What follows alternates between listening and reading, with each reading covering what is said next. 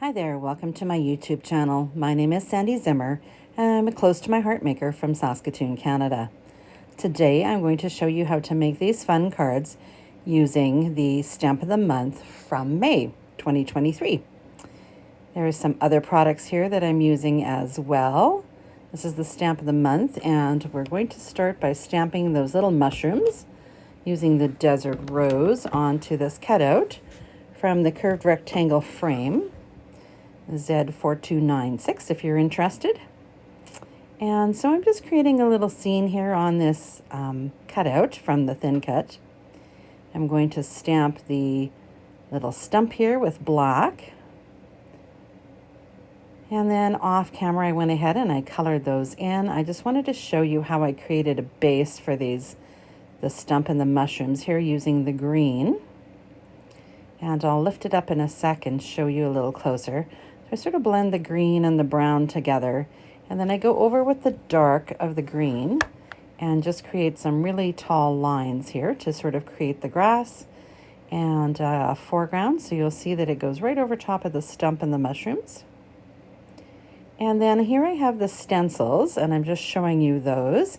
They're from the Dream Maker stencil set, CC3235, and they're only available for a short time here. I'm using the Capri and one of these blender brushes, and I've sort of attached that to the front of my card base at an angle.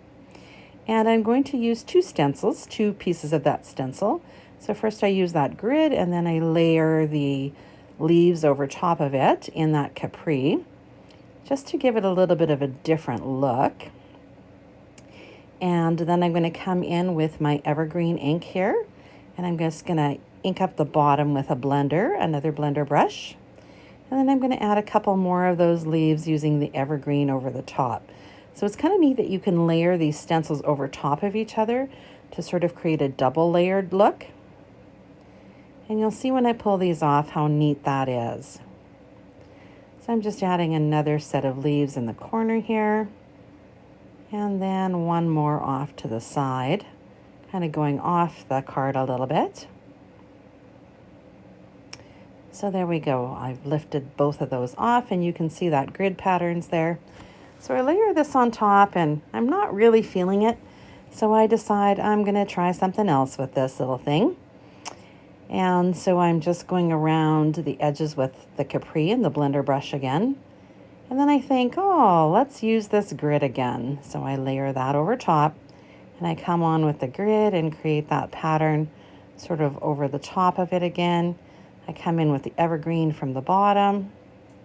Wanted to keep the bottom green and the top blue, sort of to give you that sky in the base there. And then I just add a little bit more color just to sort of blend it all in together. Now I'm still not feeling it, so that's okay. Now I'm creating two cards, I guess. I add that little stinker on top, and he's pretty gosh darn cute. Then I think, well, maybe what I'll do is I'll add just the stump and this little stinker onto this card.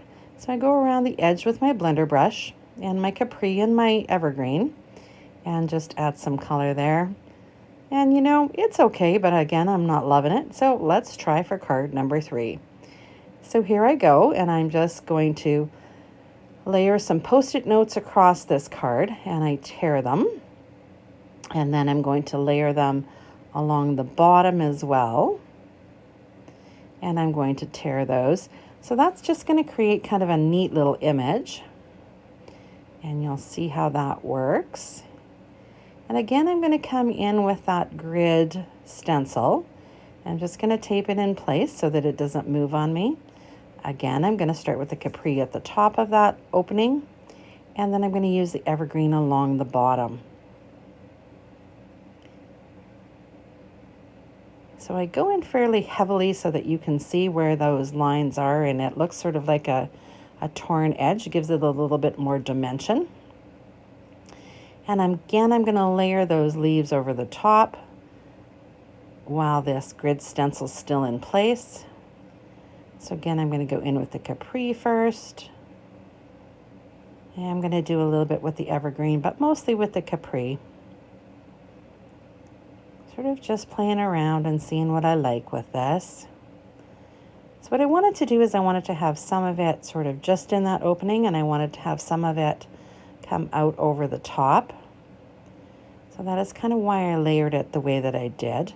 And so this one's going to be the evergreen, and I'm just coming in with that over the top. Now I'm just going to pull this off and see what we've got. So I'm liking the way it's looking so far. I need to use my scissors to help me lift that off because my nails just aren't working. So there we go. We've got kind of a torn image, but yet it really isn't. So I'm just going to take that stencil and I'm going to layer it over top. And I'm going to add a little bit of that capri again just to show where that leaf is. And then I'm going to layer that grid over the top this time. Doesn't matter if it's on the top or the bottom. That's what's kind of neat about these stencils. And I'm just going to fill that in so that that leaf is complete and it's sort of sticking out over the top. Really liking how that's turning out so far. So this great stamp set here from the Dream Maker stencils, it has sort of a little splatter. So I decided just to attach that to the end of my finger and dip it in the capri, and it sort of looks like little splatters. So I put a little bit of that on both of these cards.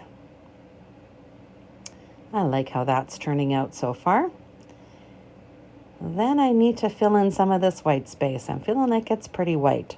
So again, there's this sort of message part here, and I'm not using it on a block. I'm just using it on my fingers just to sort of give it that sort of random look where it's not really a harsh print. It's just kind of here and there. And I do the same thing around the other card base as well. And both of those I'm doing in evergreen. Just not sure about that little skunk, so I'm taking him off for now. Then I decide I want to use this sort of, I don't know, it's kind of a script, a written piece. And again, I'm just using my fingers. I'm using the Intense Black.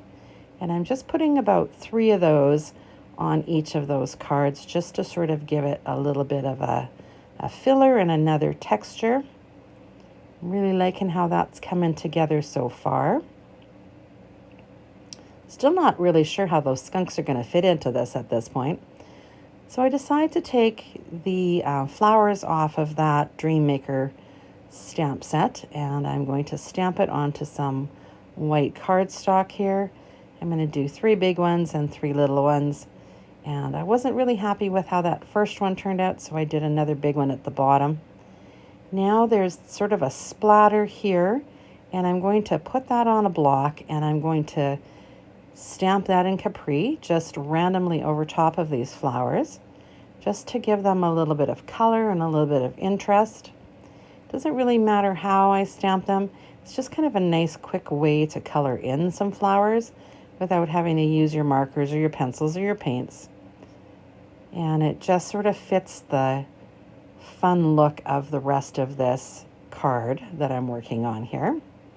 Now I pull off this, which has got a little bit of lines and splatters on it, and I'm using my Intense Black again just on my fingers, and I'm just sort of randomly stamping on these flower edges just to give them again a little bit more interest. And you'll see this in a sec when I lift it up. And off camera, I go ahead and I fussy cut those out. I've kind of laid them on the cards here now, sort of where I plan to put them. And I do decide to use the skunks, but not the one that I started with originally. So now I'm just sort of gluing those in place, deciding for sure where I want to put them and making the commitment and setting them in there.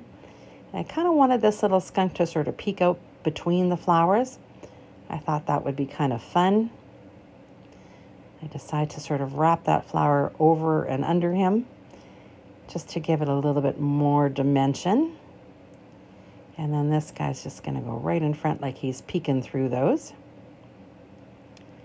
And then I've got those 3 flowers sort of laid out, and this skunk is kind of just going to sit in between the flowers and look up. So I'm sort of liking how that's all coming together. I still have that little piece that I started with, and I'm not quite sure what I'm going to do with it just yet, but I promise you, card 3 is going to be the closure for sure on that one. So just finishing gluing those on. So now I'm going to look at that stamp set and see what sentiments it has. So I sort of like this have faith at this point, thinking I need to have faith that I'm going to make all three of these cards come together.